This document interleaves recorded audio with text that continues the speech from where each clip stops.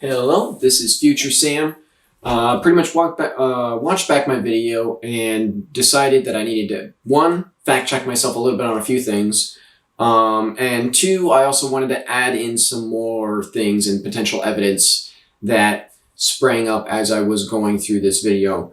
And some of these things are kind of rabbit holes of their own that I went into, and I'm going to make a separate video. So for those ones, I'm basically going to say a little piece here probably, and then just say, go watch that video.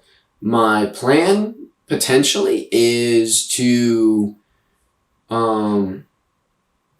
actually what I'll do, I'm going to just send this video out because I want this one to be done and get out there because it's the most important, I would say, because it's the general concept.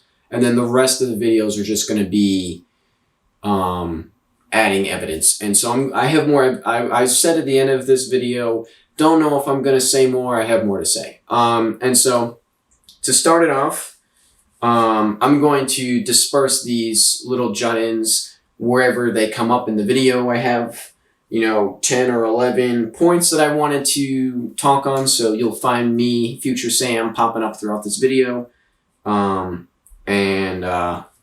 That's why. So point one is the pipes. I was talking about these pipes, right? I was like, I don't know if that was really advanced, but it seems pretty advanced to me. Pretty much what I found when I looked this up briefly was that pipes have been found as early as 4000 BCE in Mesopotamia and 24,000, not 24,000, 2,400 BCE in Egypt, and so basically this is the Egypt is a little bit before even these ones are believed to be located in Crete, and so potentially they just kind of stole it from the Egyptians. I don't know, but though their use of Crete, this basically just points out that okay, they weren't way more advanced than everyone around them necessarily. Maybe they were, but at the very least, it shows that they were gaining technology and knowledge from outside of themselves, right? They were pooling all this knowledge and using it to uplift themselves. And so, though they may not have been the first ones to do this, and so it's not extremely impressive, it is still very impressive for the time. Their use of Crete is still impressive and backs up my culmination of knowledge theory. All right. So, yeah, but that's besides the point. Anyway, on this island of Crete, we've found these remains of a snake goddess statue. And so that is where this whole thing is going to take off from. And if I need to explain more things as I go, I probably will do so, but I'm just going to try and read through things and explain as I go if I need to. The snake goddess of Crete is probably Mother Gaia, and the snake on her is Python, her ancient protector. The young male god, so I'm going to have to explain this. On the island of Crete, so they found the snake goddess, and then with the snake goddess is like another statue that they think might be just like a priestess or something. I'm not sure exactly who that could be. A theory of mine is that it could potentially be like Artemis before Artemis became Artemis. I am not totally certain about that though, because I'm not really sure if that's a priestess or it's supposed to be a god or not. It's hard to say. But basically, another backstory that I might need to bring up here is that on this island, on the island of Crete, there is a lot of female-centric art, and it seems like instead of having like male priests and male gods, it was all female priests and female gods that were worshipped on this island. So it seems like a very female-centric civilization, which is interesting for the time. And so I will bring that up because, that is important for this. So basically, on the island as well, they also found remains of what was most likely another deity, but this deity was found basically battered and destroyed. So whoever did this and whenever it happened is unclear, but basically there was a shrine or something to this god, which was basically a young boy. And this young boy deity, for whatever reason, was maimed and like destroyed, basically, because what happened was they burned down the shrine by lighting it on fire with like a ton of oil, or if there was oil at the shrine, they lit the oil on fire at the shrine and made a very intense blaze, basically. If I'm remembering this correctly from the documentary I was watching, it turned like this, it like turned the stone to glass. It was so hot. Right. So what they also did was they took the god statue and they bashed it on the ground, and they broke it up and then chucked part of it into the fire, right? They destroyed this thing. And so it was recovered, like they discovered this.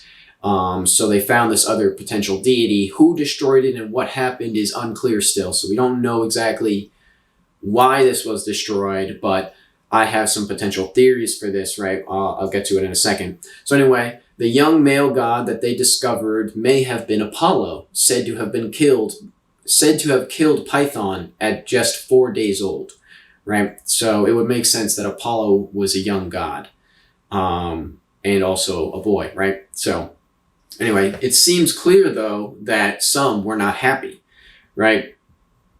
And so my opinion on this, I've said I'd explain it later. I'm explaining it right now. Not that much longer, right? But so my theory on this is that Apollo replaced the snake gods, right? And the people on the island were like, that's not our god. Screw that guy, right? Because this island was a very women-centric society, and most likely whoever lived there, if not just the women in general, were like, yeah, no, we're not worshiping that thing, right? And they destroyed it, is my theory. I don't know for certain, though. It could have been anyone. And so, anyway, moving on, Apollo is not known by the Etruscans in modern-day Italy, but Artemis was. Maybe Artemis was a diluted version of Gaia by that time. I don't know. Point 2 that I wanted to make here is talking about Apollo. All right, so my problem was that I wasn't really paying attention to the video I was watching. So when I watched back the video, basically what I thought they said was that Apollo didn't really exist, and they didn't say that. So I watched that video back because I wanted to check what they had said, and the answer was that Apollo was known. I misspoke on this, but his appearance is more relatable to what I would describe as woman-like features with long braided hair. And this kind of makes sense with the whole Artemis and Apollo being twins. They both look pretty much identical. And so they both have this same relative look to them with this long braided hair, at least in the Etruscan depiction, which, in my opinion, I trust more than the Greeks for reasons you find out in this video, obviously. So, yeah. And so it's potentially, what that potentially means is that some form of whoever Artemis was already existed. And so that's why I think that potentially the snake priestess could have been Artemis in this culture. They just represented her differently than other places, and other places had a different version of what Artemis was, or a little more diluted to fit in with their culture a little better. I'm not totally sure, but to me that makes more sense. So I'm not sure. Either that or Mother Earth or Gaia was diluted down to Artemis in other places, whereas this would have been like the main deity for this Crete culture. And so I don't totally know. Just kind of putting that stuff out there. And so basically on Crete, there's a lot of female gods, so that's a very interesting thing for the time. And it seems like a lot of these female gods might have had impacts and slowly worked their way into other places as well, which makes a lot of sense when I get into the rest of this here. right? Because another thought that I had as I was starting to do this was like, Delphi, Python was slain. Python was a snake. The Pythia is a female, has to be a female. Maybe there's a connection there, right? Maybe this snake goddess from Crete is related to Delphi, right? And so I was like, what if Delphi was actually Crete and is as it really was? Because the island of Crete is extremely central to like the Mediterranean. It's like perfectly in the middle of Greece and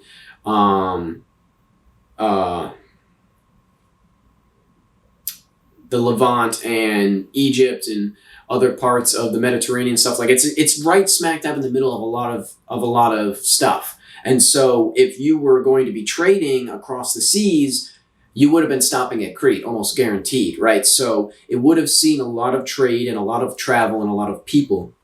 And so because of this, it would have, in my opinion, been seen as the center of the world at that time. And so this makes more sense to me. Also, Delphi is like dolphin, which the location of Delphi, that doesn't make any sense. Like, why is it dolphin? That doesn't make any sense. Whereas Crete is an island in the middle of the sea. And in the Temple of Gnosis, there's a dolphin, what's it called? Fresco or something, right? There's paintings of dolphins. And so it's not only, to me, not only does that show that, one, they knew dolphins existed around the area and stuff, but two, it ties it to the sea a lot better than Delphi up in the mountain, right? So to me, calling that island Delphi makes a lot more sense than the temple, right? And so I'll get into how that ties in, right? So what if Delphi was actually Crete, as it really was central to the world at the time and surrounded by water? The Greeks taking it over could be seen as Apollo's victory over them, right? So rather than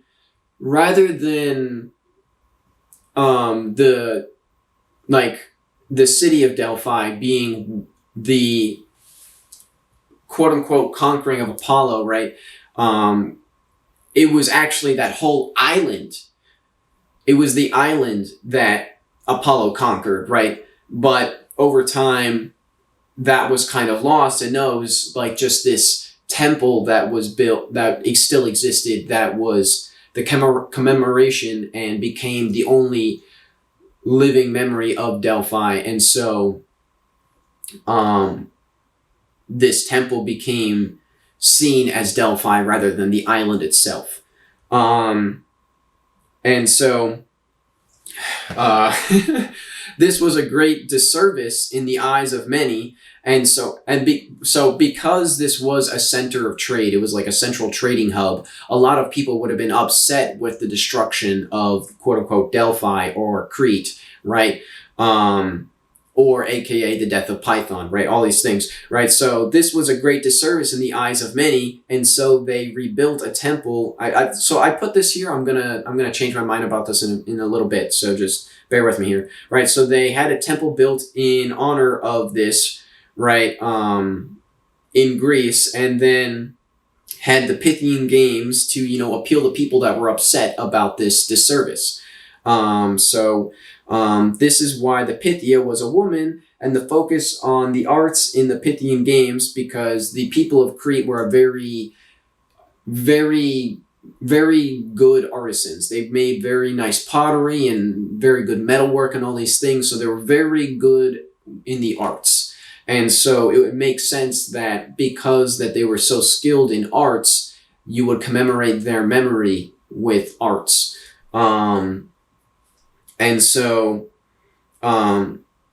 this is why the Pythia was a woman, and the arts in the Pythian game, and the focus on the arts in the Pythian Games. It is also why women were allowed to compete, because the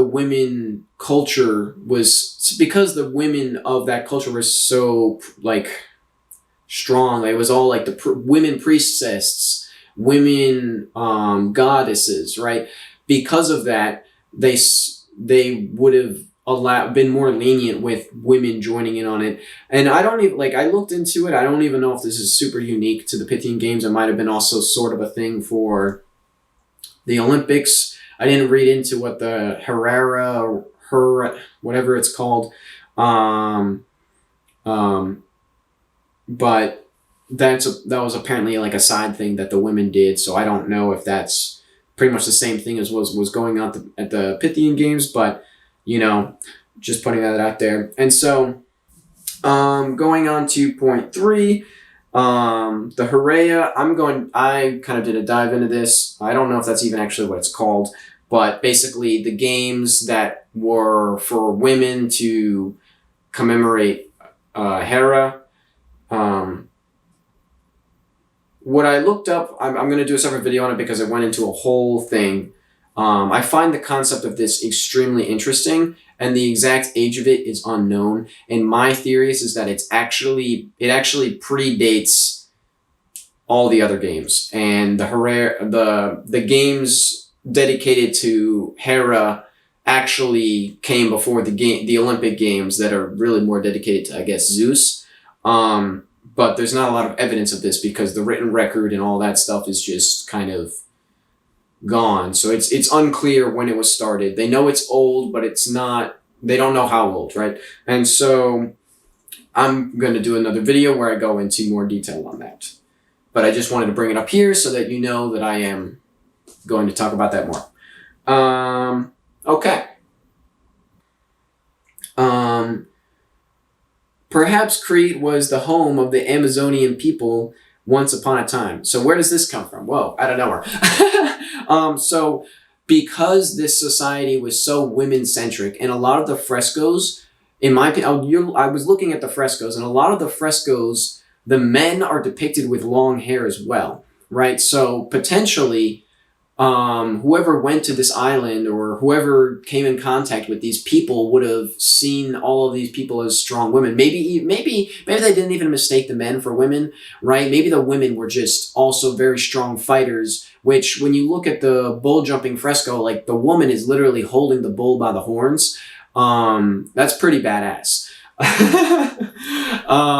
So, it would make sense if they were actually very skilled warriors as well. And so because this was a women-centric society and potentially the only one in existence at the time, which I don't know for certain, but because this was a very women-centric society, if anywhere was going to be the location of the Amazonian people, I feel like that would make sense. And so they're kind of shown as being all over the place, and the exact location of where the Amazonian people originate from is not totally known. And I think the reason for this is because their civilization was so widespread due to the success of their trading endeavors. They began to set up colonies or settlements or stations, which I'm going to get to in a second, that basically allowed them to establish themselves all over the place. So they didn't really have one set location from which they were based out of, right? They didn't all come from the Crete island. Like they had other kind of quote unquote outposts basically at this, like at a certain point in their, at the peak of their power, they were kind of dominating the whole region, both on land and by sea. And so no one really knew exactly where they originated from because they kind of had encampments all over the place.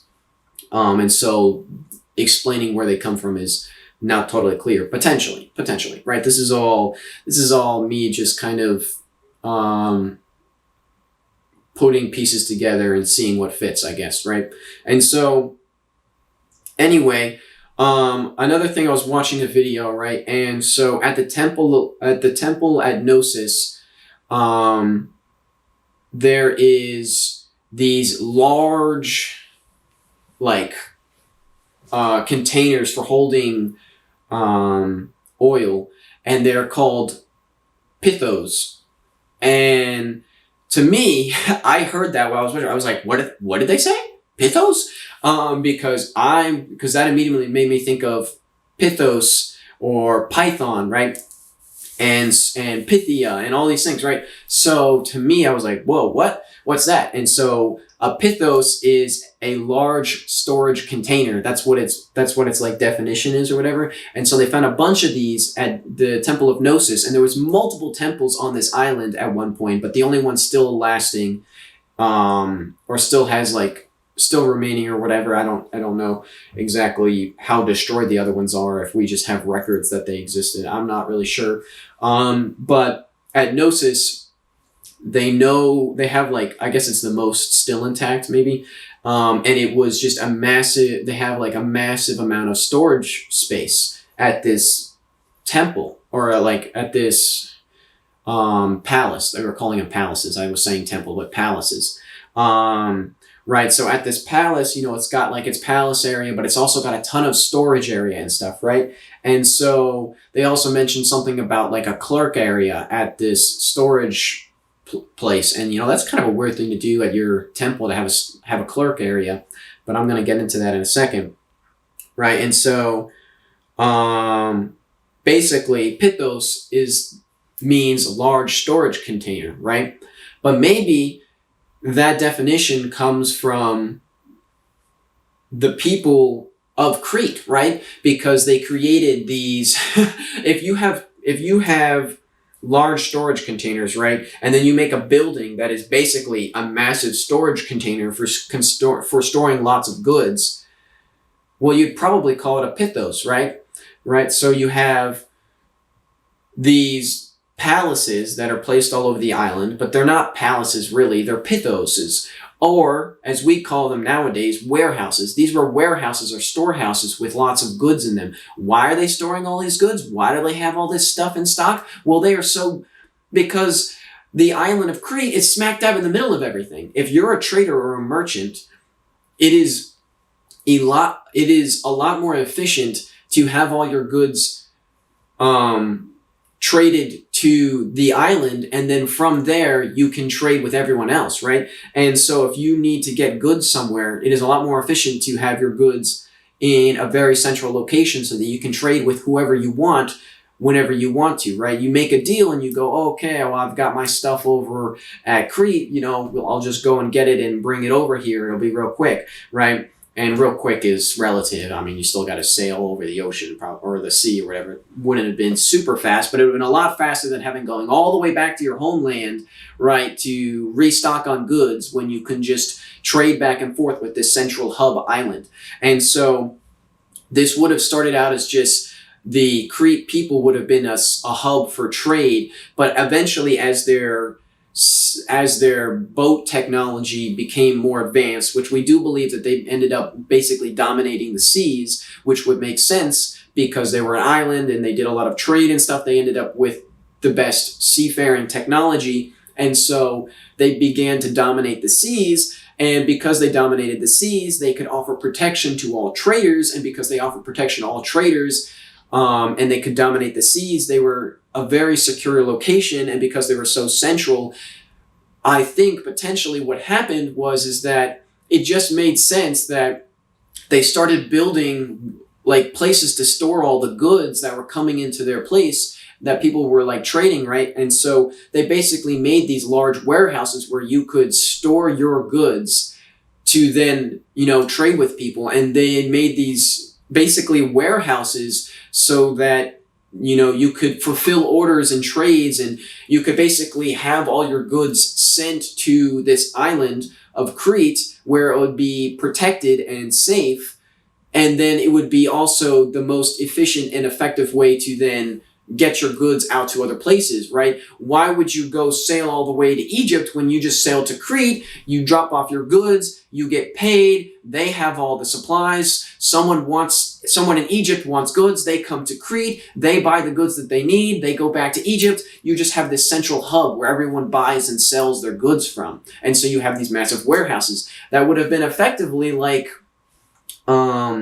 just like, and like, a monopoly, right? They would have been, at that point, once everyone was using them as hubs for trade, that even more secured their position, because if you attacked them, then you were attacking every other country that was doing business with or through them, right? So at that point, they basically had immunity. No one would attack them, and it only secured their position more. And that's why there's all of these palaces that were built on the island. It's not one, they were crazy rich, because obviously this is a very profitable endeavor at this point because of their positioning. But also, it wasn't just because they were crazy rich that they were building these palaces. It was just that there was so many goods that they needed to store, right? That they needed to keep building more palaces and at different locations because they just had so much through traffic. And because they had all these goods coming and going, they needed to develop a language to keep track of the flow of all these goods. And that's why they have Linear A, and they have whatever the other language is called. I don't remember. And then eventually that translated into Linear B, right? And Linear B got used over in Mycenae or whatever. We'll get into that. And so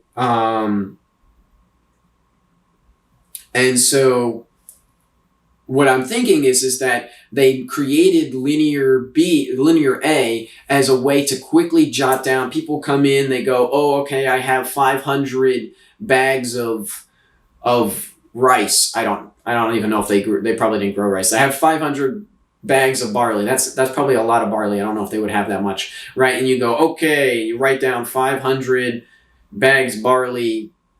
I don't know. Bob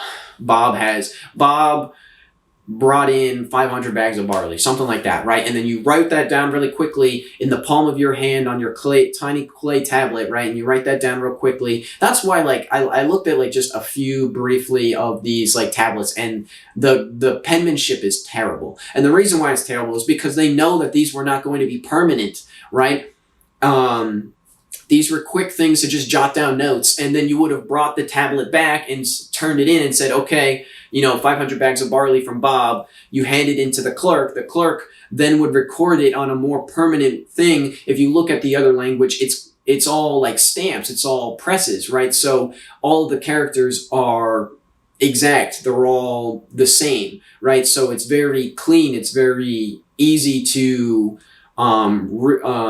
recognize the symbols, because all the symbols are exactly the same, because they have these identical stamps that they were pressing into the clay to make these more long-lasting and cleaner representation of records that would then be kept, right? And so you have your quick note-taking one that was designed to be very quick and efficient, and it was probably mainly just for taking down coming and going goods, right, by, dock masters or whatever the heck you would call them. I don't know. Right, these clerks would come on the boat, say, okay, this is what they have, this is what they're taking away, right? Basically just write down all of that, hand it into the clerk, or hand it to them to then hand to the clerk or whatever. And then they would walk up to the clerk and say, this is what we got, blah, blah, blah. And then, you would do your deals, and you would get the goods that you wanted, and then they would take notes of what goods went out, what goods came in, yada, yada, yada. Basically, they developed this language to have a more efficient business. That's why the language exists. And potentially they made up their own language rather than using another one because it kept their records more secure or something. I don't know, man. Or maybe they just were like, we're superior to other people, so like we're gonna use our own language. I don't know. Anyway, long tangent. Basically, so you can find these pithoses at Gnosis. And I also think that Gnosis might have even itself been considered, the Palace of Gnosis might have been considered a pithos itself, right? So they are a massive storage facility. Perhaps the term pithos originates from the name of the place known as the Gnosis Palace. Perhaps these were not palaces but storehouses. This would also explain why they made Linear A and a quick and efficient shorthand. As a quick and efficient shorthand for recording items, they took notes on small clay tablets of goods and the quantities of them and the coming and going of them to return them to the warehouse for proper, more permanent record keeping. The tablets were small for quick transfer and ease of use, and then the clay would probably be recycled as a cheap and effective material for the job, right? The first round of clay tablets, right, that they would just have in their hand, they were not meant to be permanent. They were just meant for the quick transference, and then once they were recorded properly, then you could then grind them back up if they got too hard and turn it back into clay, or just smush it and then reuse it again, right? Clay would have made a lot of sense because it would have been very cheap and reusable. So it would be a very efficient and effective way to do the job. Because doing it on paper, something like that, like you couldn't reuse the paper once it was used. It was like, that's a waste. That's a waste, right? So clay just made the most sense to use for this. And so point 4, they also had sort of, so what I wanted to say with this as well is, so they're coming into the clerk and they say, hey, I've got my goods, yada, yada, yada. They also had these, kind of like clay, like highly detailed kind of like signet rings almost. And so this was these things were actually what led to the discovery of the Minoan civilization, as this person called it, because basically they were fascinated by these, like clay, like basically signets or whatever. And so they tracked them back to Crete, and then they wanted to see if they could find, I guess, their origin, right? So they were really fascinated by this. And so they found basically this person, I can't remember what their name is, but they called it the Minoan civilization after King Minos or whatever. Personally, in this video, I noticed going back, I didn't really talk about it because in my opinion, calling this civilization the Minoan civilization is what I'm going to term male washing. Because I don't think that King Minos ever existed. I think that was a replacement of whoever was in charge. I could be totally wrong about that, but my opinion is that King Minos is a fictional, mythical person because whoever was actually in charge was most likely female, and they didn't want that to be in the record.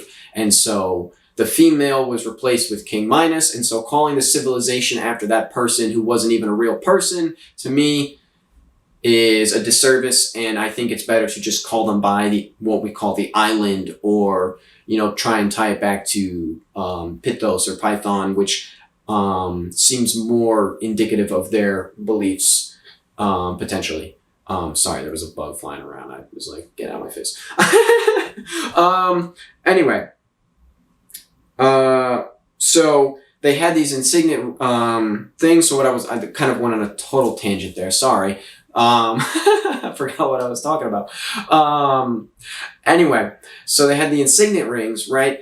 And so they, could have potentially used these to stamp the tablet and basically certify that it is them, and it is, and they could also potentially use that on the records.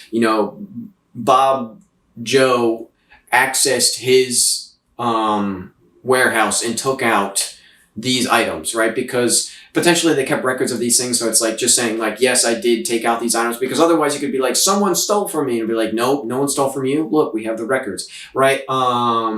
So yeah, so potentially that's a part of why these insignias were made, because to me it's very interesting to have this. And I heard it mentioned in like a documentary that I was watching or somewhere that they were potentially thought to be, they could have potentially been like ancient credit cards. But I don't think that's necessary. Very well could be part of it. I think that maybe some commerce was involved there, but I think it was more of just like a key or an identification that basically was like a way to certify your identity and also gain access to your goods and things like that. It was a way to identify who you were, because no one else could make an exact replica of your insignia, in theory. And so if they had your insignia and they knew potentially the room number or something else, those two things in conjunction. It's like, okay, this is you, this is your stuff, whatever. I don't know. Maybe they had two-factor authentication or something way back then. They very well could have. I don't know. I feel like it's just crazy. It's awesome. Anyway, so yeah, basically you would use that as a way to access and deposit goods into your storeroom. Right. So moving on to the next one. Better and more permanent methods would have been used for accurate reporting and monitoring of goods back at like the storehouse or the location wherever this was all being managed from. And then, with the positioning of Crete, it would be most efficient to have all your resources stored there for easy trade, safer too. And if anyone, and if everyone was storing their goods there, who would dare to attack? Because that would bring every other country against them. This is why it has no walls, right? So another thing that's mentioned that's a weird thing for these palaces in the island of Crete is that there's no walls. Like, they didn't have walls around these palaces. They're just palaces, right? And my opinion is they didn't need walls because, one, they're on an island, and two, who would dare attack them, right? They had pretty much immunity, right? They were trading with every country and therefore were protected by every country and therefore had no one to fear. And they also potentially were just also very powerful in their own right. So they had no reason to fear and build walls, right? So this is why it has no walls. Its position both protected it physically and politically. This would also, this is why it has no walls. Its position both protected it physically and politically. This would also give them a massive monopoly on trade, and by this, knowledge and technology. And so what I'm saying here is that because they were the center hub of trade, they also got the information of what's going on in all the other, civilizations around them, and they also got the technology and stuff from all the civilizations around them. And so they were able to pool all of this information and knowledge, and because it was all passing through them pretty much, and they were potentially also all over the place and bringing this knowledge back as they discovered it, as they slowly expanded their business and or empire, right? And so by this, they accrued a lot of knowledge and technology, which allowed them to build and be a lot more sophisticated than a lot of people would probably expect them to be at this time. And so Crete may have been I put this here. I don't know about this. All right. It just came up and I thought it was very interesting. So Crete may have been Amazon before Amazon existed. If my Amazonian theory is true, that is either a very crazy coincidence or extremely concerning. But either way, it's not my monkeys, so I'm going to move on from that.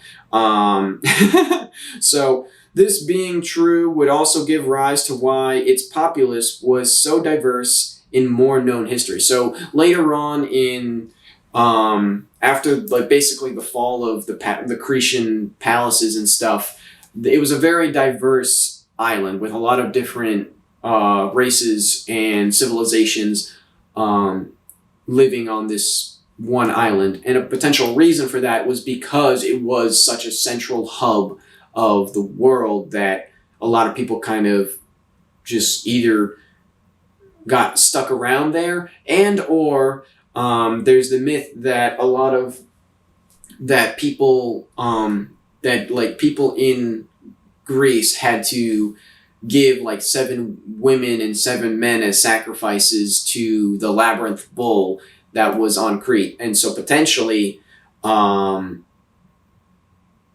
they were not necessarily sacrificing these people, but they were collecting them because this was a very women-centric society. Potentially, if they are these Amazonian women, they would have seen their men as not necessarily worth their time, and so maybe they didn't want to birth children. But you got to keep your population up, right? So how do you keep your population up? You have people sacrifice, right? You bring them over, right? And you basically say, all right, you guys have babies, and then we're going to take those babies, and then you guys, I don't know what they would do with them afterwards. Either they would send them off somewhere, or they would have them stay on the island and raise the kids, and then eventually, if like it was a woman, then the woman could then join their society. I don't totally know the depths of that, but potentially that's why there's a lot of diversity there.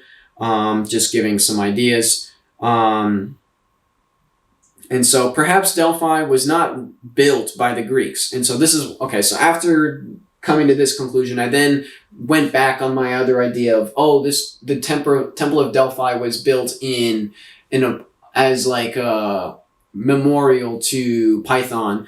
No, actually, it was there before, and this was actually a well-known thing, so that makes sense. So I kind of changed my mind, and I was like, perhaps Delphi was not built by the Greeks, actually, but rather was an outpost and potentially storage facility of the Crete in Greece.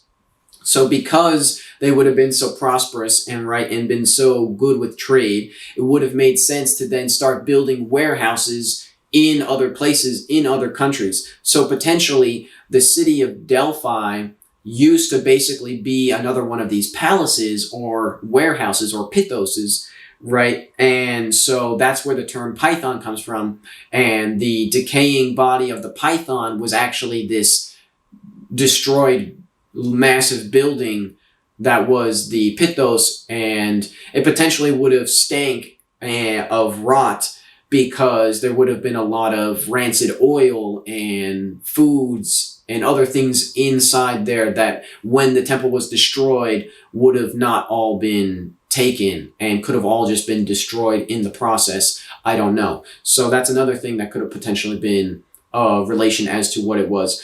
But the proof for that is hard to find, because potentially whatever was there was eventually reused or built over when the city of Delphi became more established.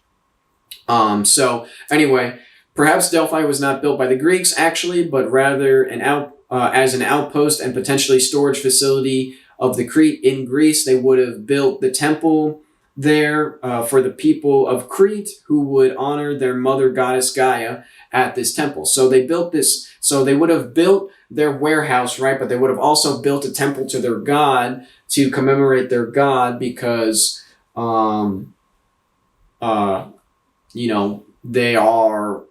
they believe in their god, and so they would have built some kind of temple or something at this outpost to give worship to their god, right? And so they built the temple there, and the people of Crete were likely very smart, and a reputation for wisdom potentially grew, leading to the oracle. What I'm saying here is that because the Crete people were so widespread and they had their hands in so much technology, they also probably were very intelligent, because they had access to so much knowledge from all around the world. They would have probably taught and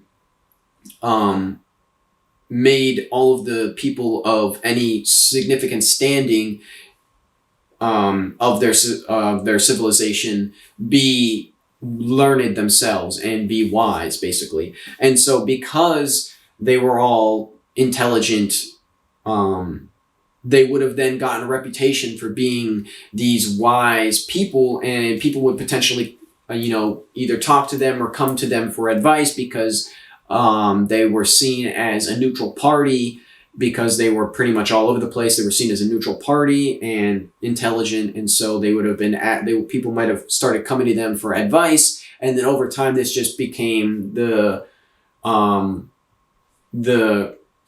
oracle of Delphi, or the oracle of Pithos, right?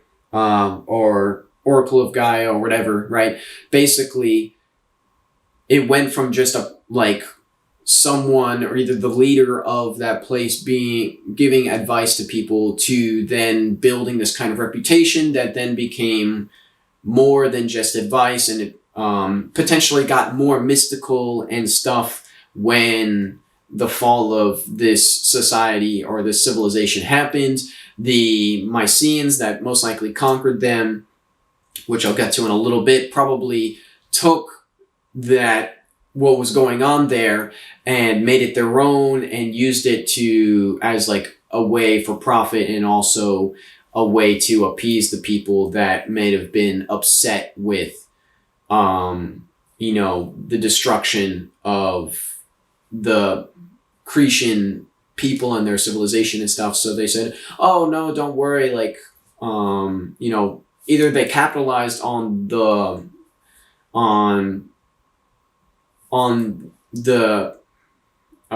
Pythia being basically a vacuum that people still wanted to go to for advice because this reputation was built, but over time they kind of it fell out of favor because it went from being true wisdom to this weird mystical thing to where people just kind of found it as a joke at a point, right? And so that's why it eventually fell out of favor. But at one point, a lot of people trusted in this because this society built such a reputation around it, and some people just assumed that, the oracle, even though the society fell, potentially the oracle was still true to the initial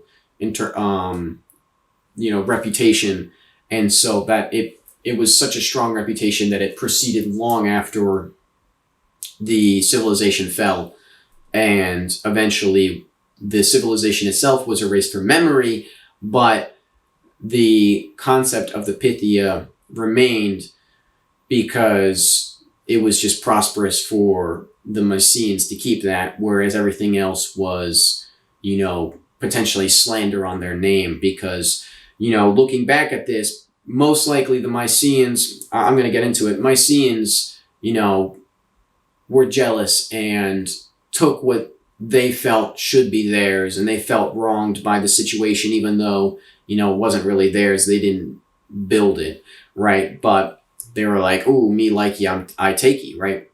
And so they took it over and erased all the evidence and all the stories and history that could potentially put slander on their name, because, history goes to the victors and the writers.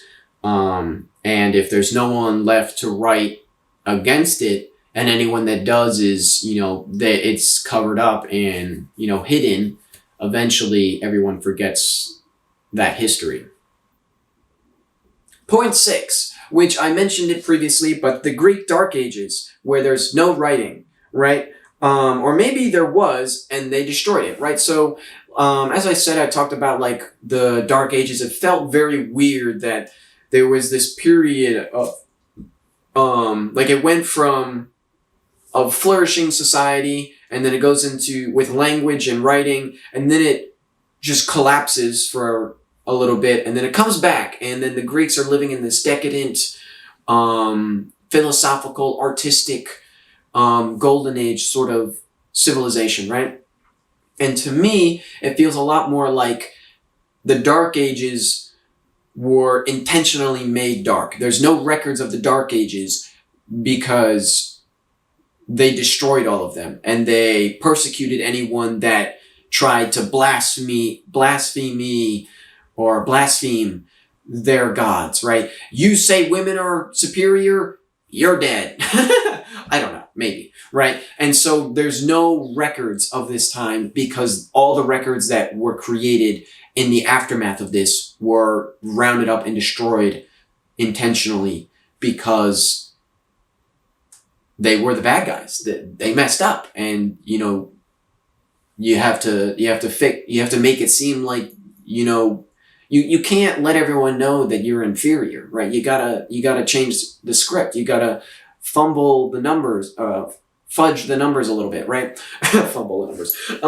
So yeah. Going on to the next point. Point 5. The 7 sages. So at this temple, right? I saw this somewhere, or read it somewhere, that it was potentially theorized that all the writings on the wall are from the seven sages, right? These words of wisdom come from the seven sages. Now, this temple is the temple of Apollo, right? But potentially, the seven sages, which, by the way, the identity of the seven sages is still unclear.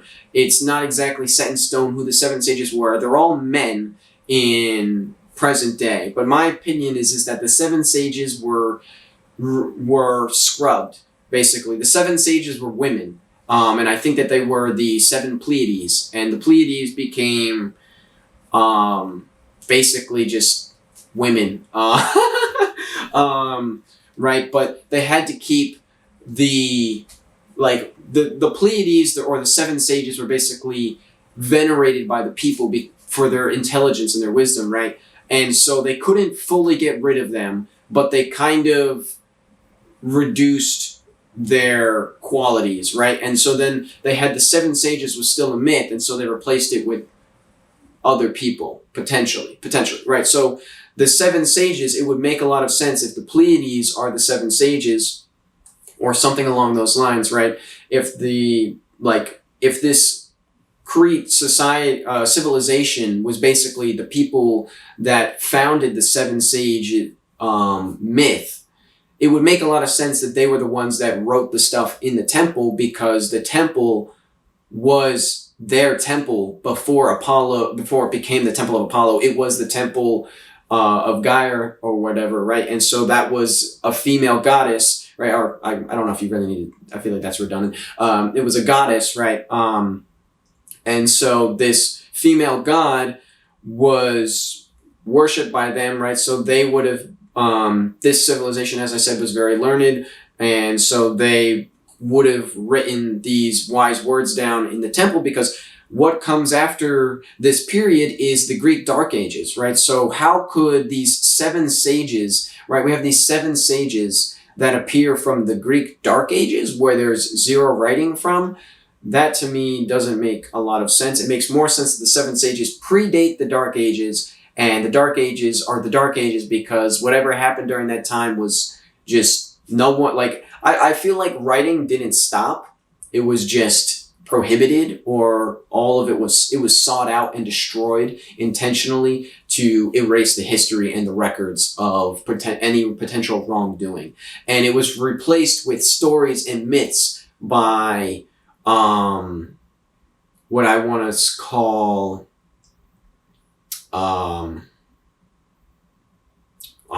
what was I going to say? I don't know. The thought that just came to me, though, is that Homer, maybe Homer was actually a woman.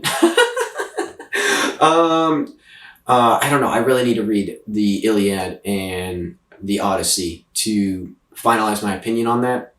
So I guess that's next on my list of books to get, because that thought just came to me, and it would actually make a lot of sense, because one thing I do notice is that at the very end of, or not the very end, but it's at the end, I'm pretty sure. At the very end of, I don't know which one it is, actually, because I haven't read them. I don't remember off the top of my head. But basically, whatever one involves Troy, when Achilles, like, basically, the story, I think that that story is basically a memorialization of the conflict between the Mycenaeans and the Cretan people, and their eventual demise, right? But that just because the Crete civilization died out does not mean that all of the intelligent women just immediately disappeared, and therefore I think that this story was created and spread because, one, it just shows, this is another side tangent, totally irrelevant to what I was going to talk about, but it just came up. I have to talk about it. It just shows the level of intelligence and wisdom. Oh, this is so crazy, because it would make a lot of, because at the very end, what I was going to say is that the king of Troy forgives Achilles for his deeds. And what Achilles does basically is he kills that king's favorite son or whatever, basically. And then after he kills his favorite son, he drags his body around on a chariot, right? And totally just extremely dishonorable, absolute madness, craziness, right? And I think that this is a call out to the fact that the Mycenaeans basically went around and rampaged and desecrated all of the holy sites or places of importance to the legacy of the Crete society. And so the Mycenaeans went around and they destroyed everything and they just absolutely desecrated it. And there was no honor, there was no glory in the act, right? It was absolutely insane, right? And then Achilles is just filled with regret, right? Because they realized, oh crap, we messed up, right? Like they were really smart and we lost all this technology because we don't have it, right? We're dumb. And then what happens is that the king says, listen, I forgive you. And that was basically a final word on the whole thing. After potentially hundreds of years of conflict, maybe not, maybe only 100 years of conflict or whatever, however long it took for this battle to finally end. And at the very end, the last words from potentially the one of the most intelligent people ever, right? Like, they said, we forgive you. That is crazy. Oh my gosh. That is crazy. And there's also talk, I'll bring it up now as well. Someone that I watched said that there's theories that the person that wrote some of the early books of the Bible and like Genesis and like the story of Adam and Eve and stuff like that was also female.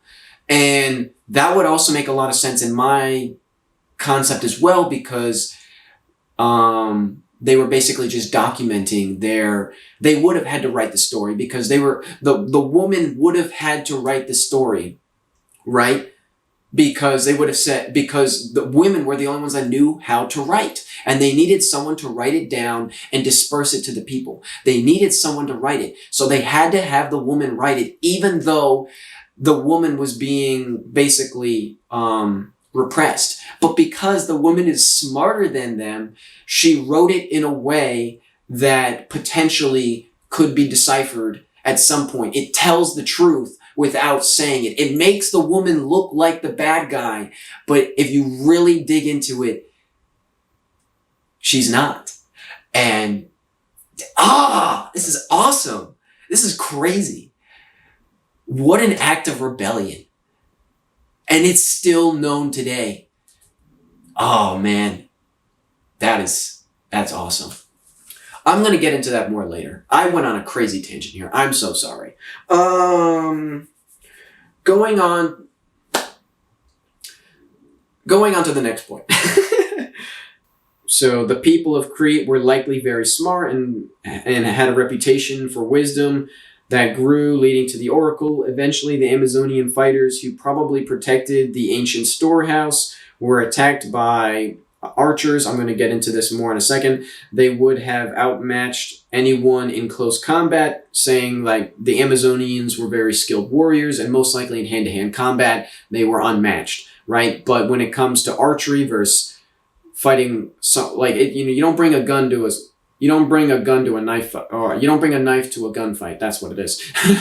Right? And so basically that's what archery versus a sword is. Like, you don't even stand a chance. And so it doesn't matter how great a warrior you are. An arrow is going to beat you pretty much every time, especially when you don't even expect that technology. You're not aware of that technology. So potentially, because they were learned, the Mycenaeans, which I think were the men of this Pythian civilization, they had all this knowledge. They conspired secretly to develop a technology that would allow them to overpower the stronger, dominant females that were running their society. They looked around at the rest of the world, saw how men were superior everywhere else, and they said, we don't like this. we deserve to be superior, right? So they eventually rebelled. They rose up against their female overlords, right? Whether or not they were good overlords or bad or whatever, I'm not totally certain. Maybe they were terrible. Potentially they were, right? But point 7.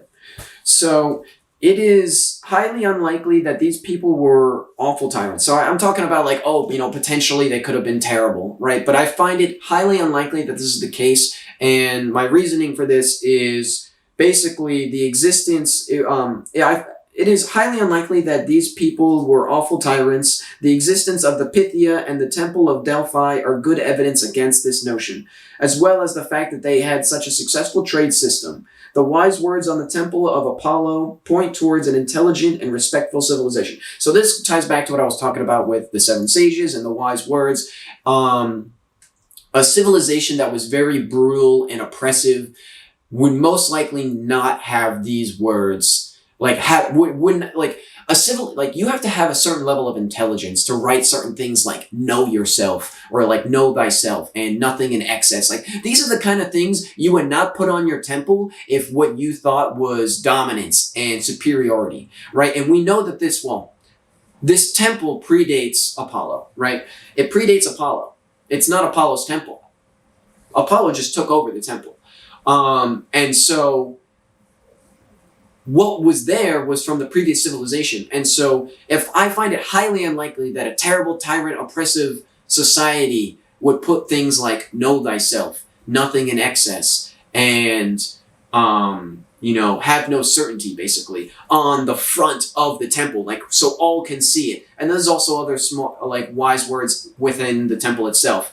But to have those 3 maxims front and center on the temple potentially, it just seems extremely bizarre to do that when those are not core values to you. However, a civilization that was very intelligent, very knowledgeable, relatively respectful of everyone and everything, right?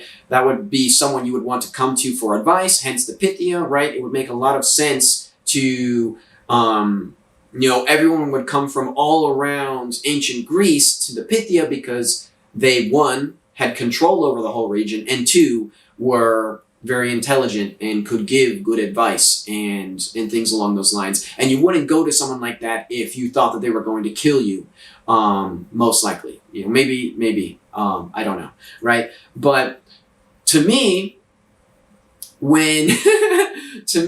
having those maxims, right? The Greeks did not know what these maxims truly meant. Like, they didn't know, right? And the reason why is because they weren't theirs.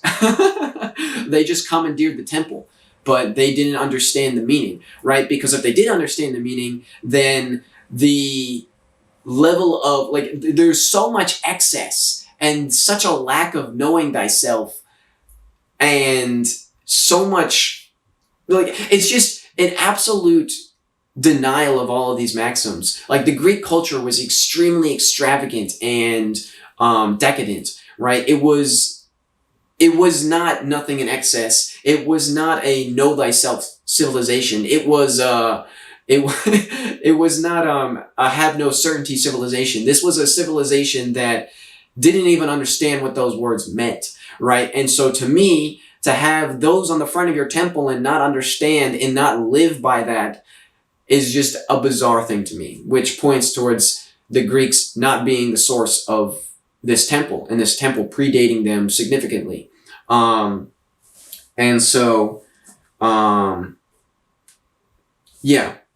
Moving on to the next point. Eventually, they rise up and they fight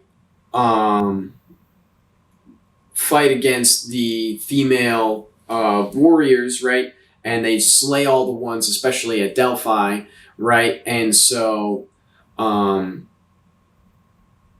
because they have this advanced technology, allows them to defeat them more easily and conquer them.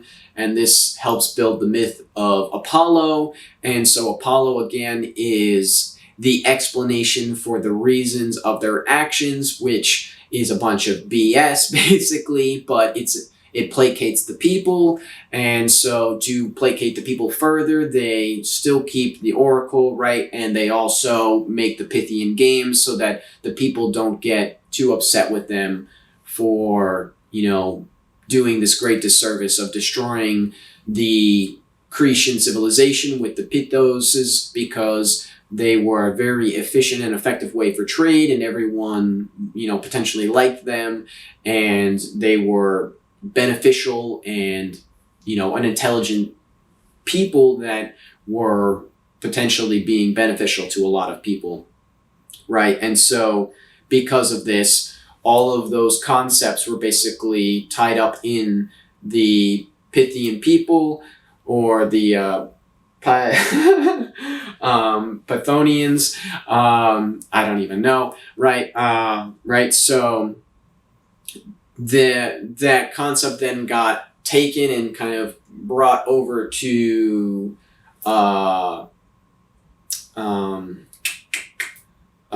what's his name? Apollo, right? Apollo got some of that, and then whatever was left over is Artemis, which was potentially already one of the core goddesses. But instead of Artemis being front and center, she kind of got moved to backstage, and Apollo got the spotlight, right? I don't know exactly, right? So, point 8.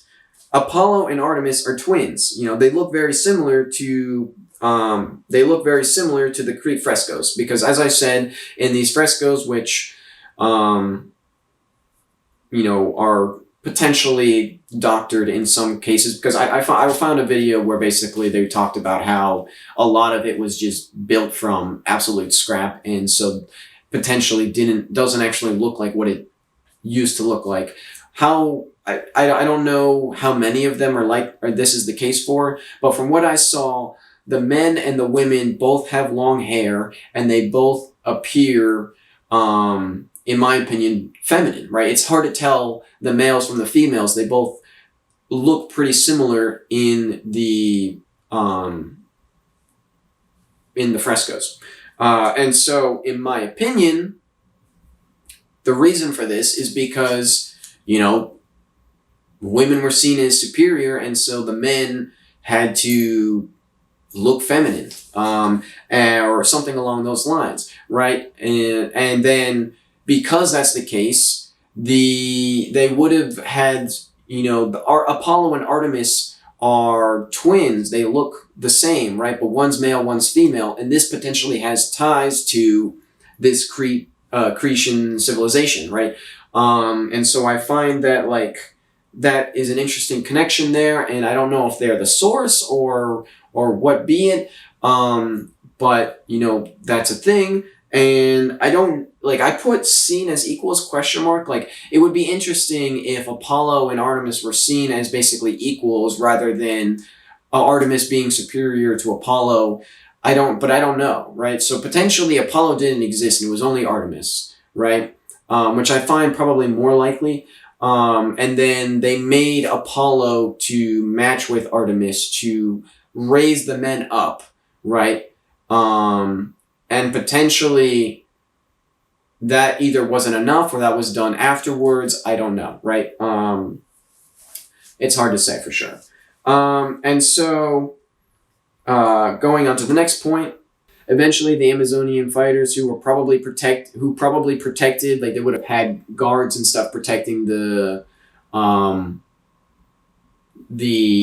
warehouse on land. However, they probably weren't expecting an attack from their own people, let alone with bows and arrows, which potentially didn't exist until this time, at least in the area, maybe, I don't know, right? So they would have outmatched anyone, the women would have outmatched, the Amazonian fighters would have outmatched anyone in close combat, but archery was outside their capabilities to defend as it was new technology.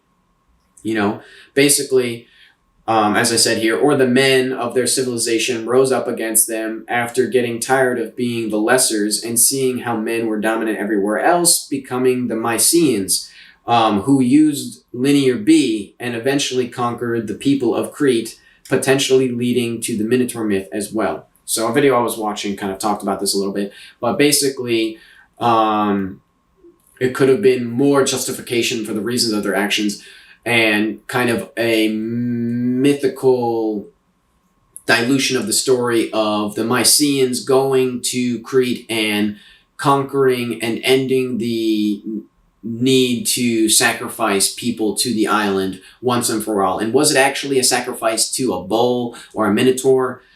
Like I said, maybe it was sacrifice, but most likely it wasn't. It could have been just a way for them to reproduce or keep their female, population up without the females actually having to do the disgusting deed of having intercourse with a man, which they probably saw as inferior in their culture, and, giving birth.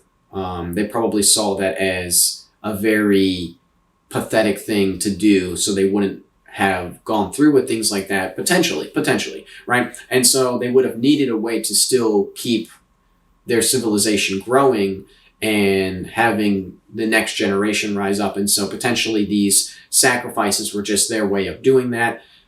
I don't know, right? But they would have perverted that, right, to make them seem more bad than they potentially were, to justify their actions, right? Because, it's a lot easier to do bad things when you are the good guy, right? But whether or not you're the good guy or not is a matter of perspective, and all you got to do is make everyone believe you're the good guy, and then you are, right? So, that's how that works. Anyway, so, the sacrifices were potentially just their way of getting more children, as the women may not have bothered to have their own for whatever reason, and it was made worse to, the whole practice was made worse to villainize the Cretan people more, maybe. This led to, as they started to get conquered because they had advanced technology, this started to ruin the reputation of the Cretan culture. And as a result, people probably started to pull their resources away and maybe get a little more concerned about storing their resources there. This would have led to a loss of power, and then also inspired others to attack them, and basically would have resulted in an overall collapse of their empire, or their potentially just corporation. Because once the blood's in the water, everyone, all the sharks start to attack, right? So potentially that's what happened here. And then also there's also like super volcano or something like exploded pretty close to the island of Crete, somewhere around the time that they ended up getting conquered, potentially. And so that also could have tied into their downfall, because they also had a settlement on the island that literally was a volcano that went boom. So I don't know for sure, but potentially before that even happened, they were starting to decline because they were starting to lose their reputation, and they were getting conquered in Greece because advanced technology was overpowering them. This tends to happen in a lot of places, and so, as people lost confidence in them, they lost protection, and they lost power, and they lost influence, and all these things. Then people probably also started to try and, scrounge at whatever was left over of the civilization, leading to an overwhelming loss of, or destruction of, all of their potential outposts, which they potentially had a bunch of them all over the known world at the time, and they all probably got ransacked and pillaged and destroyed. And so the remnants of them are no longer in our record, and so we don't, proving my theory here is going to be very difficult, if at all possible. But if we could somehow prove it, it would be very crazy and quite an interesting find, to say the least. Point 9, this time of destruction fits well. So during the demise of what would have been the Cretan civilization and their trade and all this stuff, it also times well with the rise in which is with the rise of the Phoenicians in the like circles of trade by sea and whatnot, and also the what did I write here? This time of destruction fits well with the Phoenicians and their rise to dominance in seafaring trade and the production of purple dye. So they found remnants of the purple dye production on the island of Crete, and it very well could be that this purple dye production came to Crete from Phoenicia, but or from the Phoenicians. I don't know if that's the right term to call them. But before this time, the Phoenicians were separate little city-states or something along those lines, right? It wasn't until around this time that they decided, oh, let's become one conglomerate, basically let's do a merger and become one big corporation of trade, basically, and fill the trade vacuum that would have arose from the collapse of the Cretan civilization. So the Cretan people had dominance on trade by sea, right? But when they fell apart, basically, and everyone started picking at the scraps, well, the Phoenicians stepped in and said, "Hey, why don't we start doing the trade now," right? And so they then took on the role of trading, and potentially they took the technology for ships and stuff and things along those lines. And maybe some people escaped from Crete and went to Phoenicia or to the Phoenicians. And I don't know if that's the right term to call it, right? But so they went over there and then kind of dispersed their knowledge and stuff, which led to them rising in power and then eventually doing the trade and stuff, because they didn't have a strong military. They were just trading, basically. They were really good at doing trade, and they filled the vacuum that would have formed, right? And so this kind of led to the rise of their civilization, and they also have a writing system which is somewhat similar to the Greek characters of, I think, present day. Like they kind of got crossed and intermingled, or they used the Phoenician symbols to write Greek words or something along those lines. And I feel like that parallel or that level of similarity between symbols also points to them having some connections in their past, potentially. And so, yeah. So, and so this led to the fall of their power. The people then took over the temple to profit. The Mycenaeans potentially took over the temple to profit off of the reputation built and hosted the games to appease those that were upset by the news. The majority of people would likely be unaware of exactly what happened, and then over like a generation or two would have not cared, right? And so the bones of the destroyed Pythos, or probably could have been eventually turned into Python, right? The Pythos, or because Pythos was the old name for Delphi before it became Delphi. I'm pretty sure that was something that I read, and so that would make a lot of sense in my opinion. Right. And so the bones of the building, or the Pythos large storage center, would likely have remained for a bit before the town, but before like the temple they would have left the temple, right? But destroyed the palace / warehouse, right? Or storehouse, right? The Pythos. And so they would have destroyed the Pythos, but like it was also probably a massive stone structure or whatever, right? So it would have been like not totally destroyed, and some of it would have been ransacked, some of it might have not been.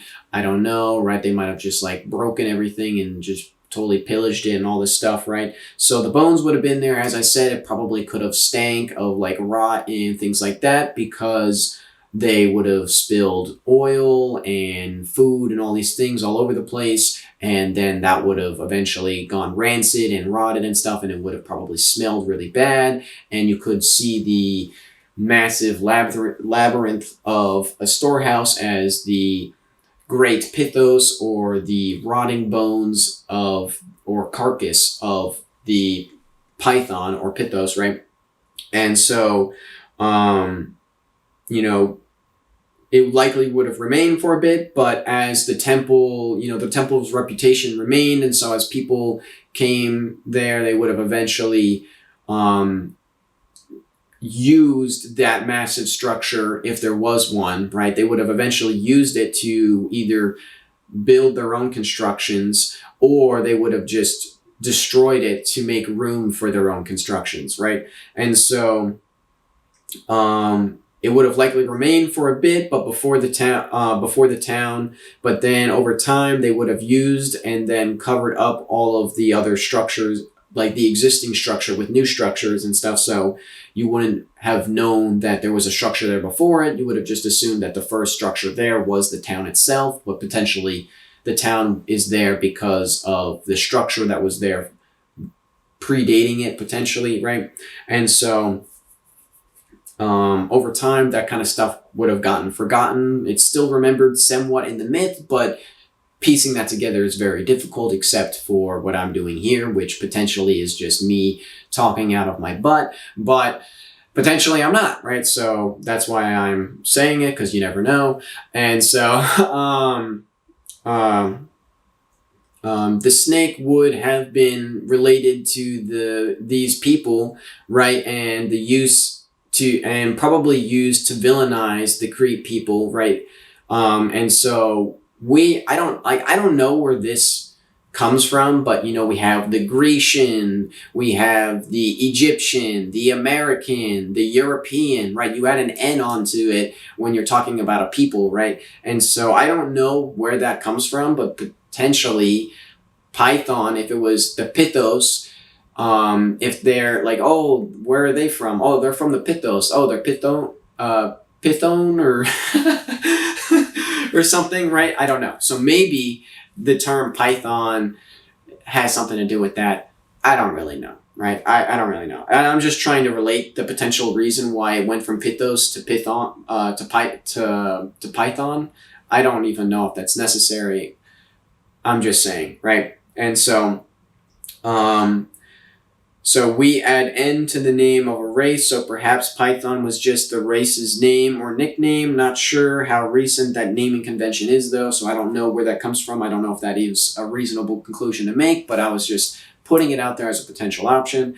So finding any evidence of this whole story I'm telling here would be difficult, but massive. The implication of just how advanced previous civilizations would have or could have been is interesting, right? Because this would have predated the Greek culture, right? And to me, it makes a lot, like if you look back, like I looked back and I thought it felt like Greek culture was like a golden age, right? They were very art and philosophical and all these things. And it seems very out of place because the Roman culture that comes afterward is very barbaric and very war-centric and very dominant. And so to me, it seems very weird to have this golden age before the barbarians return. In my opinion. And so it would make a lot more sense that this golden age was spurred by a much more advanced civilization that was at the peak of its power right before its decline, and really the Greek culture was the remnants of what came before it, but they wouldn't have been like, oh, the great whatever, because they wanted to keep the memory of them out of history because they basically usurped their they usurped them. They didn't want them to be remembered well because they were, that would make them look like bad people, right? So they would have tried to keep that out of the memory and the legends and myths and stuff as much as possible. And so it's very interesting to just see how like potentially there was an extremely advanced and widespread culture that was, or empire that predates the Greek Empire, and we see Greek, like ancient Greece, as like one of the like the older civilizations, and potentially there's one that's been completely lost to time that predated it, and was potentially even more advanced, which is just a very crazy thing to think about, that like just how easily history can be lost to us and we can be completely unaware of it, right? And so, you know, looking into Colchis, it's a tie into Medea, which is that person that was good in medicine and all these other things, which would make sense that she was an intelligent woman, right? Because at the time, I don't know how common it would be for a woman to be very intelligent and, skilled in the sciences, basically. And potentially another way that they kind of destroyed this concept is they called them witches, and they called it spellcraft and witchcraft, right? To demonize or to villainize the women with intelligence. If you are a smart woman, you are a witch. You are not a scientist or intelligent or a healer or anything like that. You were a witch. And this was just because, the male ego is, I guess, extremely fragile or something. I don't know, right? But potentially this is where this whole idea of a witch comes from. It's because these women were very intelligent and had skills in healing and science and all these things. And the people were too dumb to understand because they weren't a part of their culture. And so, this is potentially, where did I... It's in my pocket. This is potentially why, they didn't understand what they were doing with the science and stuff, and so they called it witchcraft and made them seem like a bad thing and stuff. And this is also I'm thinking of this stuff on the fly as I'm like talking about this, but this is also potentially a reason why the patriarchy and male dominance is so front and center in our society these days, because at some point in the past, it was the opposite, and we had a hard correct, and basically men overcompensated for not being the dominant role, and basically flipped the script, right, and absolutely oppressed the women in kind, right, because potentially the men were seen as the lesser scum in this civilization, and so...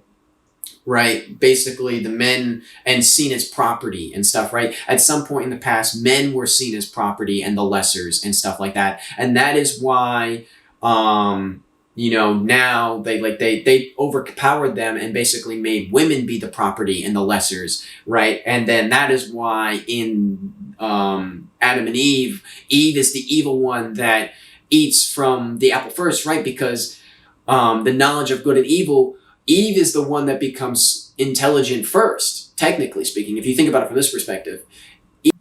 Point 10. This one is a bit of a doozy here because I kind of spiraled out into a couple things here. But so the reason why women became more intelligent and knowledgeable arose naturally. And this is my logic here, potentially, right? And so women would have had time to study and learn while at home, leading to their increased knowledge and intelligence, making it harder to mate with their dumb brute males, and making them more impactful in their communities and eventually the superiors, right? So pretty much what happens here is that the men are the hunters, right? And so the women are seen as like the gatherers or whatever, and they don't leave the community, right? And so to me, I mean, this is also another factor that I just thought about. Men are way more likely to die than the women because the women stay home while the men go out and hunt, right? And so the women probably had longer lives. So one, the women have longer lives, and two, they have more downtime to potentially learn and understand things, right? So between their experience, right, they get this living wisdom, right? So over time, as the women get older, they get smarter and smarter, right? And then they pass this knowledge on to their daughters, right? Because the daughters will then also be the ones to inherit this knowledge and live longer than most of the males. The males are basically disposable,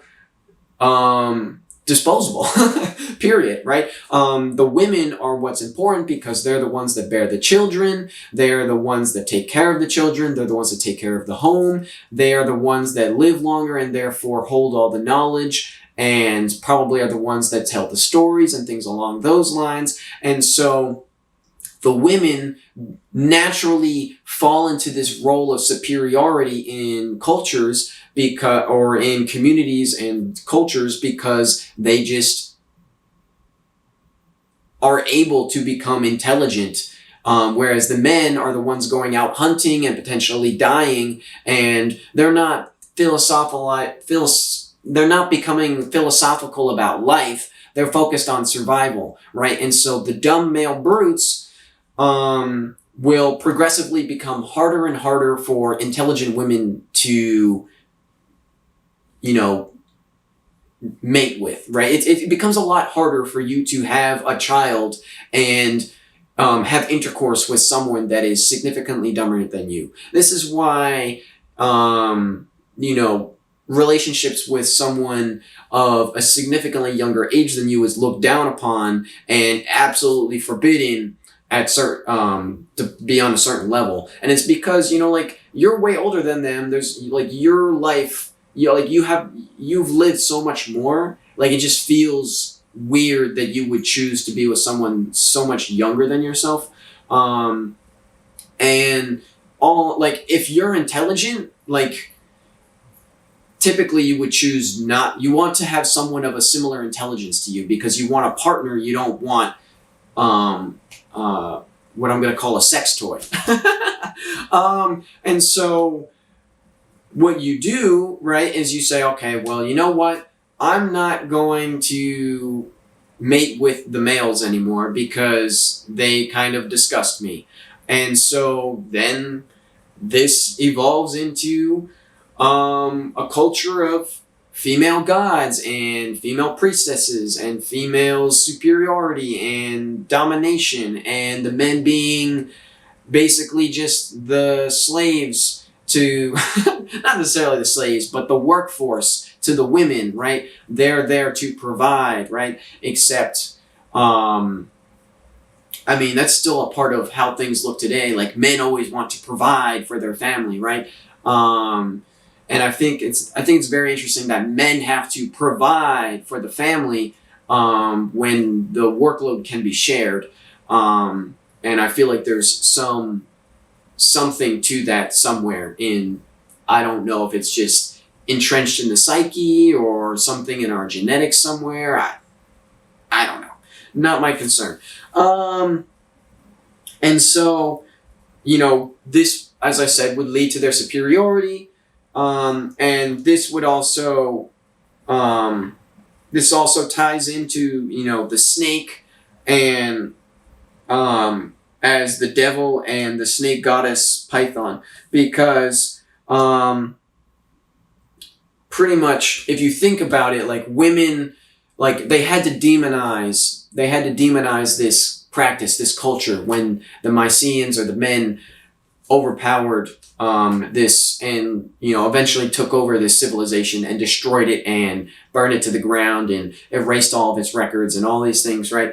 And so what they had to do was they had to demonize the snake, because the snake goddess was a big thing for them, and they had to demonize women and put them down and all these things, right? And so this is why when you go back to the Bible myth, right, Adam and Eve in Genesis, it is the snake. If you really think about it, of all things, why is it a snake? Such a random animal. Why is the snake Like, really think about it. And you will say, right, you will say, oh, because the snake is evil and cunning. Why is it evil and cunning? Why is the snake evil and cunning? Why is the snake seen as demonic? Because if you think about it, right, you look at, I think it's Hermes is the guy that has like the spiraling, and I think this is still the symbol for like health and healing today, right? It has the staff. I don't remember what it's called, but it has the spiraling snakes around its shaft, right? So it has two snakes spinning around it. Why does he have that? Why is that seen as like a symbol of power or healing or whatever? I don't know, right?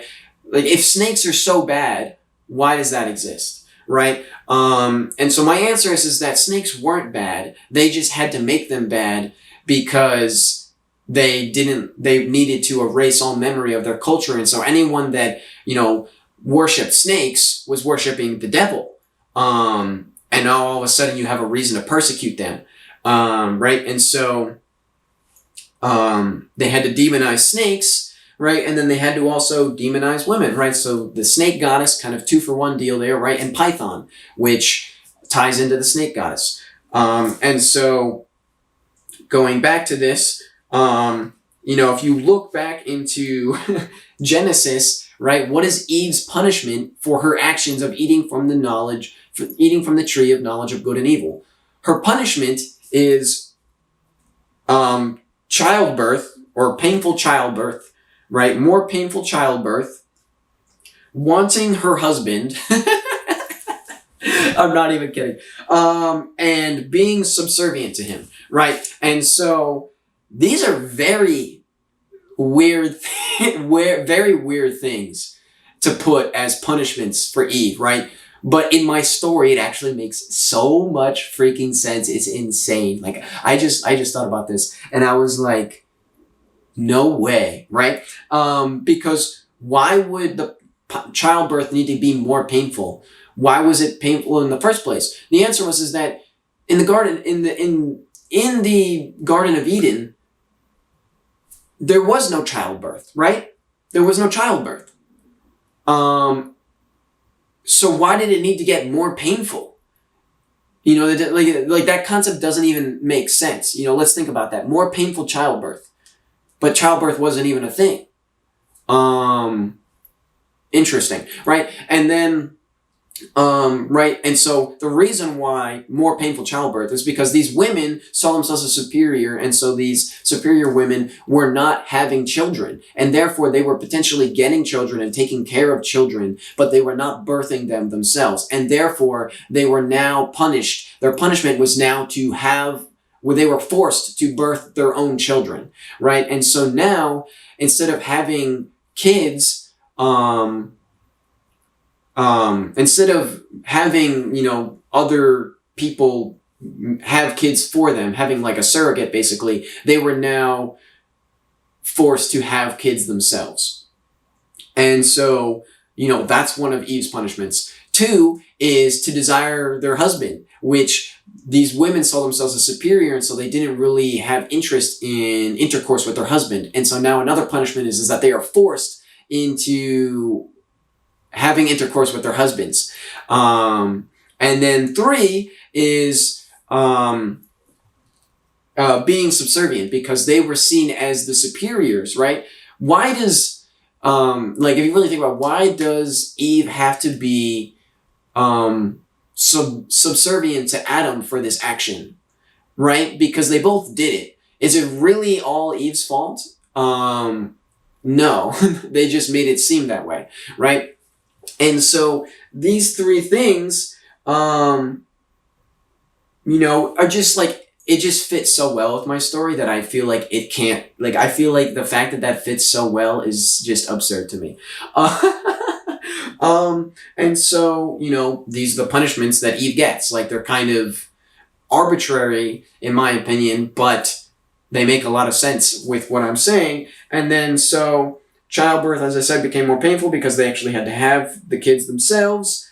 Adam's punishment for this whole thing is that he has to do hard labor, right? He's forced to work in the fields and stuff for for food and stuff, right? And it's a lot more difficult. And the reason for this is potentially because of the loss of technology, because they had technology that made it a lot easier to work the fields and bring in bountiful harvests. But with the death of this civilization, that technology was lost. And so the punishment that the men get from this is that now life is harder for them as well as a result of this action. Things were great. Everything was peaceful. Everything was in harmony in this Cretan civilization. Really, the men were the ones that were wrong here, right? But they wrote it and blamed the women. But whoever wrote the story for them, as I was saying, was probably a woman and kind of left in some hints that the man, the man effed up, right?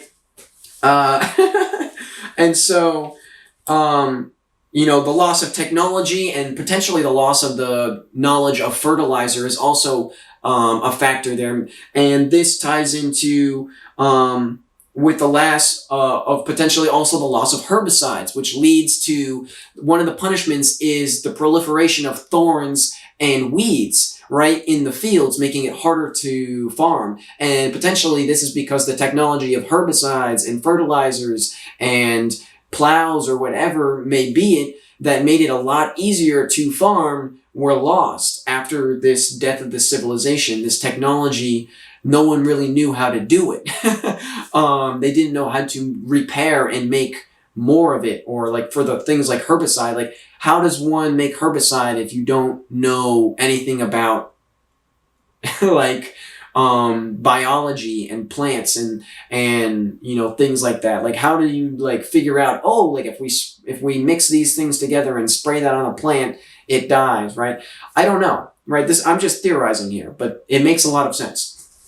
And so and then the punishment for the snake is that he is seen as an enemy of humanity. So demonized, as I was saying, the snake gets demonized and then is forced to eat dust. So potentially this means that there will no longer be any sacrifices made to the snake. No more veneration of the snake. It will be forced, instead of consuming sacrifices from worship, from devotees and people worshiping the snake will now be forced to eat dust. There will be nothing fed to the snake. It will have to eat dust to survive, right? And it's also forced to crawl on its belly. And the reason for this is because what this means, in my opinion, is that it was made low. And so it's not just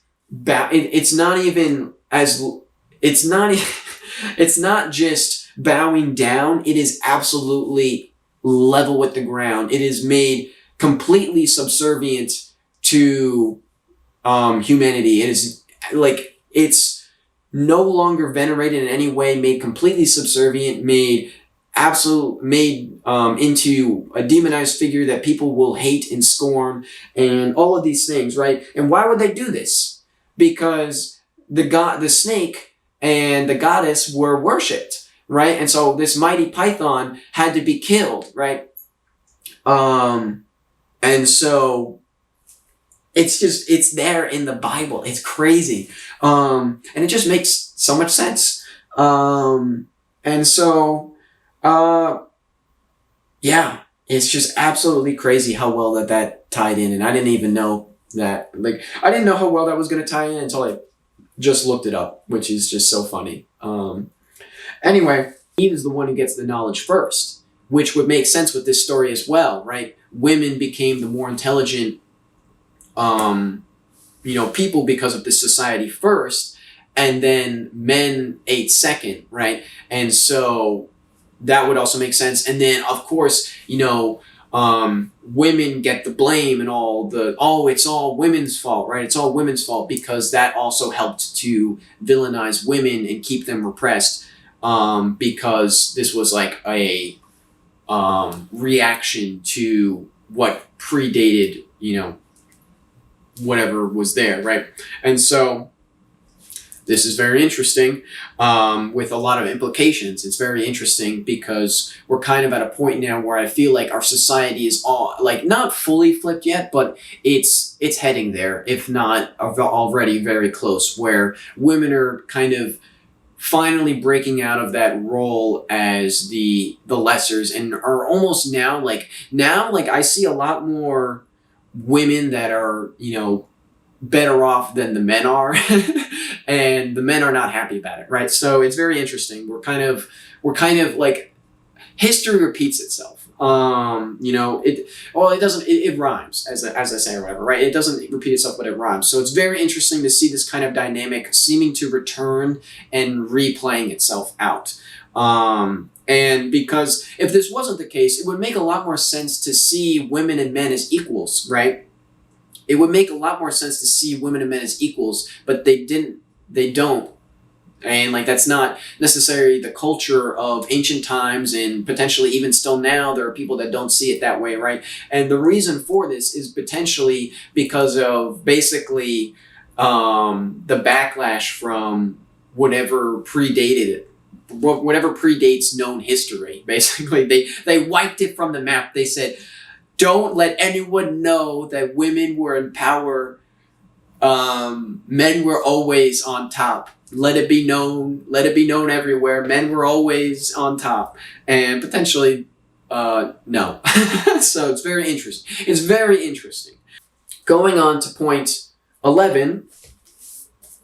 So talking here about, you know, they had to destroy all memory of women being in power, and men were seen as the dominant and superior, and you know, women were nothing and lessers, right? And so, you know, all that stuff. But here's my question to you. I don't know where these things originate from, right? But Lady Liberty and Lady Justice. My brother showed me. He's like, "Yo, check out these like things." Right, and it was engraved with Lady Liberty and Lady Justice, and I looked at them and I was like, why are they women? because I was working on this, and it really hit me. I was like, why are they women? Why is it Lady Justice and Lady Liberty? Why are they not men?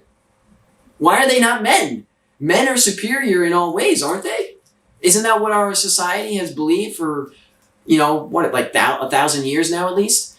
Why is Lady Liberty and Lady Justice women? To me, this is remnants of the female society that embodied these principles of fairness and justice and freedom and liberty, right? And so, even though a majority of it has been demolished, Lady Liberty and Lady Justice, and I don't know if there are more that fit this, but these are remnants of an ancient history that have been forgotten, because if you really think about it, they should be men, in my opinion, based off of what we believe ancient cultures and society and social structures, right? It should be men. Why would a man trust a woman to give fair judgment? It's a woman. Are you kidding me? It should be a guy. But it's not, because there's still whispers of the past in the present day. I love that. That's awesome. So yeah, that was all my points that I wanted to add on to this one. And then I'm going to go into some more topics. I have some more ideas. I might have covered them a little bit in this, but I might go into more detail, or if I felt like I really covered all I needed to say, then I won't. But yeah. At first I thought that this was kind of crazy, but not anymore. Like, it makes a lot of sense. It's crazy. Yeah. Anyway, I'll leave it back up to Past Sam to finish it out, but peace out.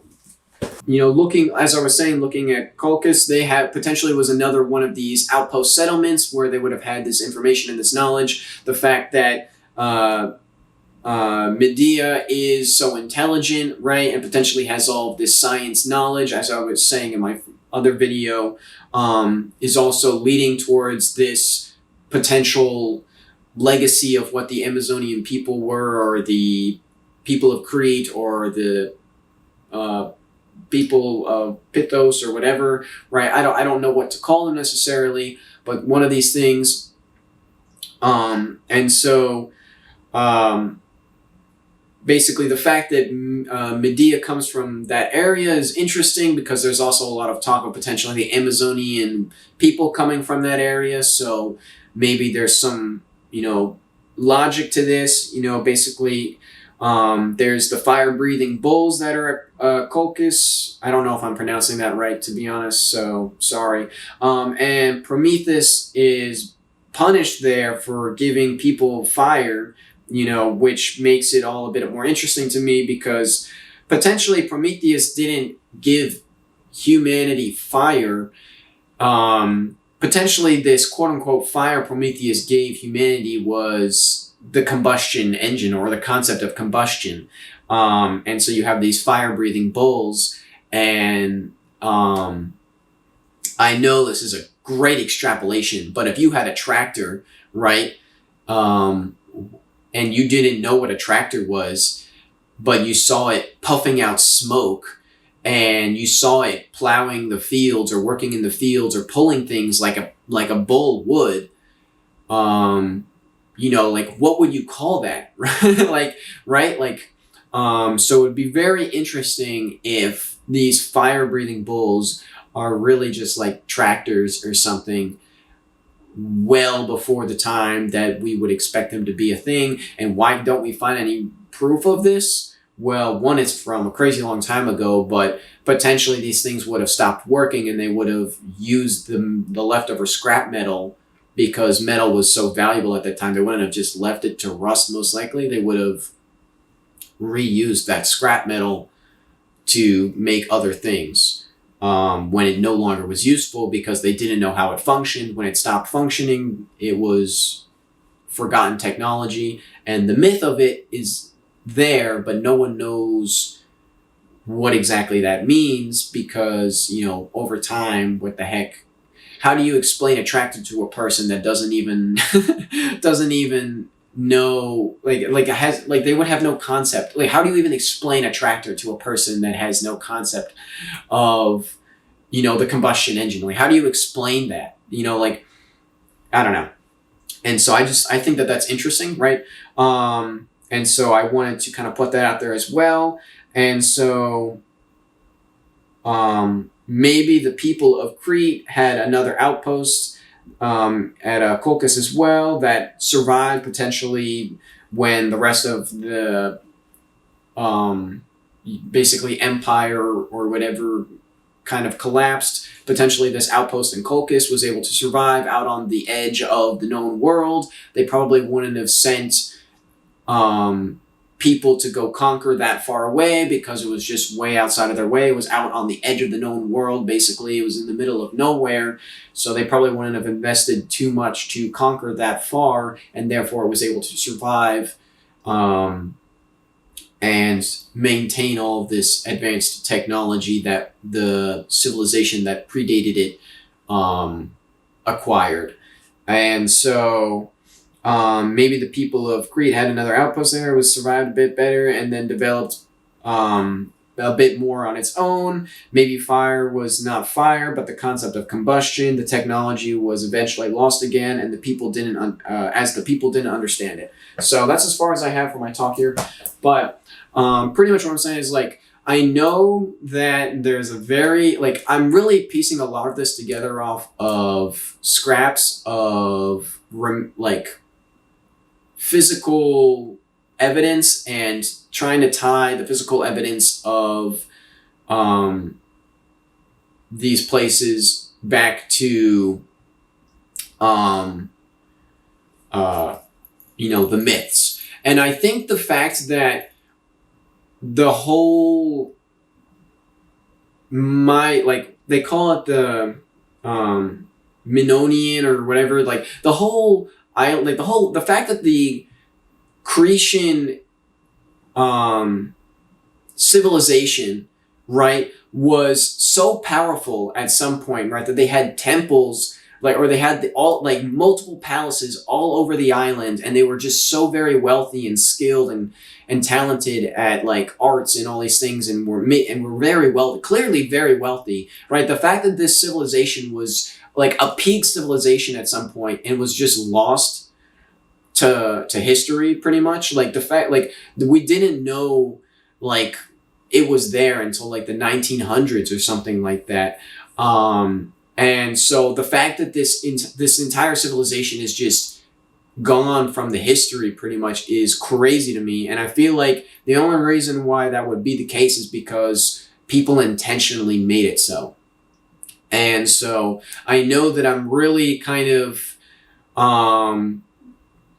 spitballing off of very little, but at the same time, I feel like my story makes a lot of sense. And I know that it probably won't be accepted by a lot of people because, you know, one, again, there's not a lot of evidence, and two, it's also promoting women having been superior at some point. But I think that there's a lot of evidence pointing to this being the case, and it's very interesting. Very interesting. And so I just wanted to kind of put that out there because I came across this. This all started like that. Like, I think that's as far as I'm going to go with this story here. I think that I pretty much summed it up pretty well. But I think it's very interesting how much I tied in and how well I feel like it ties in. And I don't know. I really like that. So I'm pretty happy with it. This all started because of a random mention of the Pythia, and I didn't know what that was, and so I looked into it, and here we are. I have other stuff that I'm going to talk about on this series, but I don't know if more things will come up that I want to talk about. I feel like this was the main thing that I needed to speak on and uncover here, and so I feel like I did that, and we'll see how much more I need to talk about, if I need to talk about more at all. But this was another long video, but I feel like doing this in parts just didn't make sense. So it's all going to be one thing, and that's how it's going to be. And so, yeah, you know, I've said my piece, and, you know, potentially I don't want to watch the video, but if they do, thanks, I guess. And, you know, good luck finding the evidence. So yeah, peace out.